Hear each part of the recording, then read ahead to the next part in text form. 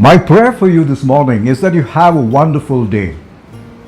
May I take a moment of your time and ask God to give us and bless us with this wonderful day.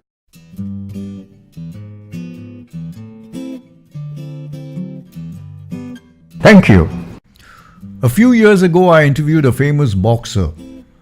He was a man who had had a bout with Tyson, and Tyson had bitten his ear in anger during the match. I remember that interview. My cell phone had rung as I drove home that night. I pulled over. "Would you like to interview Evander Hollywood?" the voice on the phone had asked. "Of course," I said. "Then come to the Sheraton by 10:30. His flight was late, and as I sat in the hotel lobby, my mind went to pictures I had seen of World Boxing Championships.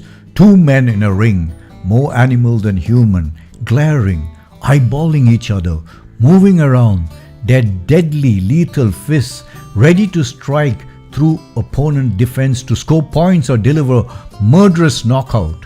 Fans screaming around the ring and millions screaming in front of television sets all the world over. Men excited, blow by blow, women swooning over brute muscle. I knew Evander had won the boxing heavyweight title, a record 4 times. Even Muhammad Ali had won it only thrice. Unlike Ali though, Evander was a quiet person. Unlike Ali, Hollywood was no bragger. He had been bitten by Tyson. He had forgiven Tyson for that bloody wound. He was called the humble warrior. I wondered why. I knew he had arrived when I saw camera flashes working overtime. He walked in, slow, calm and self-assured. There was not an inch of him that was not pure muscle. In his room, he lay on his arm for a moment and then got up. I offered him my hand. He grasped it gently. There was a strength that came, not from muscle but deep within. "May I ask you a question?" I asked. He smiled, and I wondered how many times he had been made to answer questions about himself every time he visited a new place. "Where does your strength come from?" Another writer from Reuters put her mic in front of him. "May I ask something?" she asked. "No," said Hollywood, suddenly looking at me with interest. "I want to answer Bob's question. My strength comes from a God above." "Thank you," I said. "It was tough at the beginning," continued Evander, "to allow God's muscle power to take over my muscles.